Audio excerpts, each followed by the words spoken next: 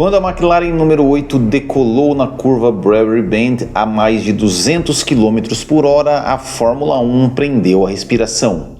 De novo. O ano de 1994 foi traumático. 2 mortes, um piloto em coma e mudanças no regulamento com foco na segurança. Cortaram a potência dos motores, colocaram uma prancha no assoalho dos carros e subiram um pouco as proteções laterais. O recado para o ano de 1995 parecia ser: aprendemos a lição. Mas o circuito de Adelaide mostrou que a segurança ainda era frágil e falha, e por pouco mais um jovem piloto não perdeu sua vida.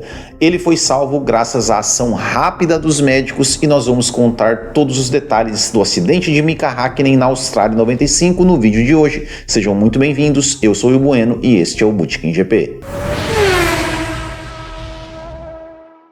E para você, homem que gosta de se vestir bem, mas assim com camisetas básicas, sem estampa, sem muito frufru, sem nada disso, entre em minimalclub.com.br lá e faça o seu pedido, conheça as camisetas feitas com algodão egípcio, como essa aqui que eu estou usando aqui, uma camiseta assim, ó, básica, azul, sem estampa, sem nada, apenas para você usar tanto no dia a dia, quanto na balada, quanto para sair com a esposa, no barzinho, enfim, em qualquer ocasião, Minimal Club sai muito bem. E claro, né, não tem só camiseta básica, tem camiseta polo, tem camisas, enfim, todo o estoque ali para você renovar o seu guarda-roupa com estilo. Então acesse lá minimalclub.com.br e use o cupom BootkinGP que você ganha ainda mais desconto do que já tem desconto no site. Vai lá, minimalclub.com.br. Após as tragédias de 1994, a FIA, liderada por Max Mosley e pelo médico Dr. Sid Watkins, agiram rápido.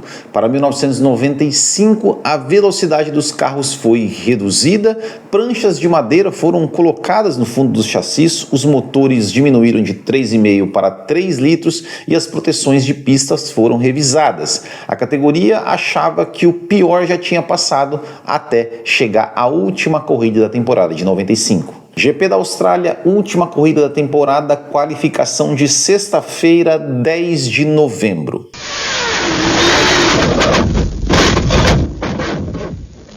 A McLaren Mercedes sofreu um furo no pneu traseiro esquerdo na aproximação da curva Brewery Bend. A perda repentina de pressão fez o carro perder sustentação e decolar parcialmente ao passar por uma zebra, tornando o carro incontrolável a cerca de 200 km por hora. A McLaren atingiu a barreira de pneus com uma força extrema. O impacto foi muito agravado pelo fato da barreira ter apenas uma fileira de pneus posicionados à frente de um muro de concreto sólido. O violento efeito chicote fez com que a cabeça do piloto batesse contra o volante e as laterais do cockpit. The moment when everything stopped, I was still awake, but only thing what I realized, I was not able to move the hands. I was not able to move the legs, and I recognized that I'm in a shit. I'm in a big trouble. So I just told myself, just calm down, Mika. Just wait when they come to help you.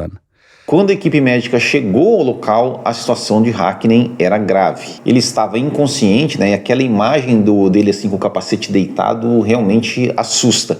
E estava com as suas vias aéreas bloqueadas por sangue devido aos ferimentos internos na boca e na garganta. O piloto não conseguia respirar e a falta de oxigênio já deixava o piloto assim cianótico ou com um aspecto assim, a pele um pouco arroxeada. Para contornar a asfixia, os médicos locais que trabalhavam na prova e que estavam coincidentemente naquele ponto da curva, naquele ponto do circuito, os médicos chegaram e abriram e fizeram uma traqueostomia de emergência ainda na beira da pista, para abrindo aí um canal de passagem para o ar no pescoço do piloto. E foi esse procedimento que salvou a vida do Mika Häkkinen antes dele ser transportado ao Royal Adelaide Hospital, que também, por sorte, estava ali, era o ponto mais próximo da pista, próximo ao hospital, apenas 5 minutos, o Mika Häkkinen já estava no hospital. Of course I couldn't breathe, so they had to make a tiny hole in it. Why couldn't you breathe? Well, I couldn't breathe because all the blood start, because you crack your skull, so the blood is coming and you cannot breathe. Again, you cannot move, all your organs stop working.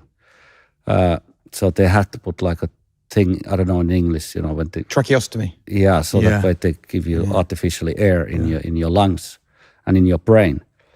So that's it. Then they put me to hospital, of course. No, hospital is just 5 minutes from that particular corner. Again, lucky. O impacto gerou uma fratura na base do crânio e um grave traumatismo craniano, além de dentes quebrados, maxilar e lesões na língua. Hakkinen sofreu também uma paralisia facial temporária devido aí a danos nervosos. Só para vocês terem uma ideia, ele não conseguia movimentar ali parte do corpo, ali parte do rosto principalmente, e para ele ter que conseguir dormir, os médicos tinham que colocar a fita adesiva na pálpebra, né, porque ele não conseguia fechar os olhos. Então, assim, foi realmente muito complicado. Além também do Hakkinen ter uma perda temporária de audição. E os problemas do Hakkinen foram apenas na cabeça, do pescoço para baixo, o seu corpo aí saiu praticamente ileso do acidente. O Mika Hakkinen foi mantido em coma induzido nos primeiros dias e sua recuperação, no entanto, foi rápida e contrariou grande parte aí das expectativas médicas, felizmente. Apenas 87 dias após aí quase perder a vida, no início de 1996, o Mika Hakkinen já estava de volta à Fórmula 1, a um carro de Fórmula 1, participando aí de testes privados em Paul Ricard. E claro, depois disso, né, continuou a sua carreira normalmente, sendo bicampeão mundial em 1998 e 1999. Stopping, because obviously the year before your crash, you'd lost Senna and Ratzenberger in a crash. Now you'd had this big accident. Did you consider quitting? I don't think I allowed myself too much to think about, because the motor racing even didn't come to my mind. But of course, you know, when I was, after nearly a couple of months, start getting better, you start living normal life. As soon as when I did the test with Formula One car, I felt like this is my life. This is what I love. This is what I can do well, and I felt really strong about that. So and that feeling was really important, great. You know, it's no way I could sit in a sofa and say I don't want to race anymore, and I want to sit in a sofa and just watch the EastEnders rest of my life, you know.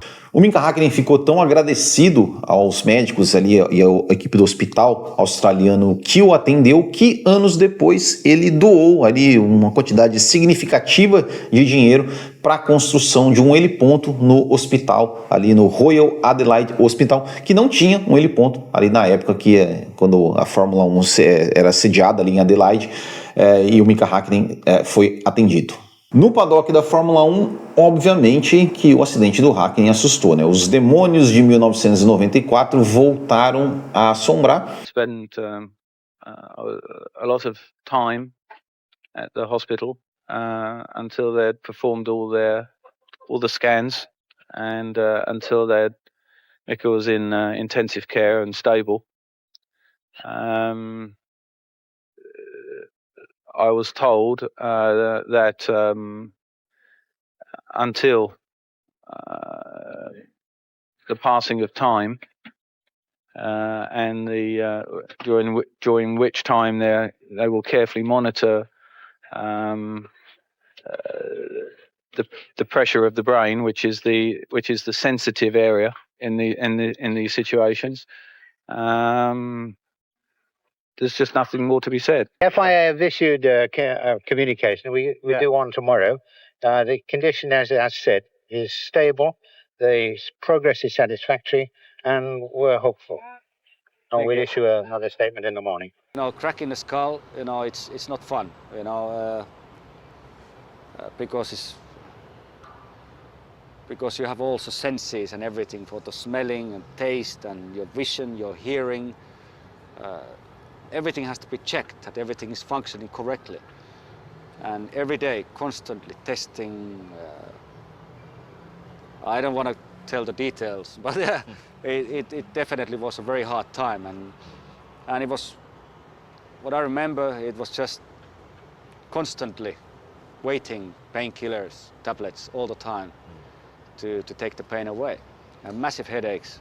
couldn't walk, couldn't go anywhere. So E os pilotos, né, liderados ali por Michael Schumacher, Gerhard Berger e Damon Hill, que faziam parte ali da GPDA, né, Associação Grand Prix Drivers Association, que era a associação dos pilotos, que estava meio quase que extinta ali nos anos 80, começo dos anos 90, e que o próprio Ayrton Senna, né, antes de morrer, ele queria reativar, né? E após a morte do Ayrton Senna, o Berger, junto com o Schumacher e o Damon Hill, eles reativaram ali a Grand Prix Drivers Association. E os três pilotos, acompanhados ali de direção de pessoas do circuito, promotores do evento, eles caminharam, né, até a curva para inspecionar o local do acidente. E aí eles ficaram assim totalmente indignados, né? Como assim? Como que uma curva tão veloz, com uma margem de erro tão pequena, poderia estar assim tão mal preparada na questão de que só tinha uma fileira de pneus ali que protegia, né, o piloto de bater no muro. E a pressão desses pilotos em cima da direção de prova foi assim imediata e irredutível,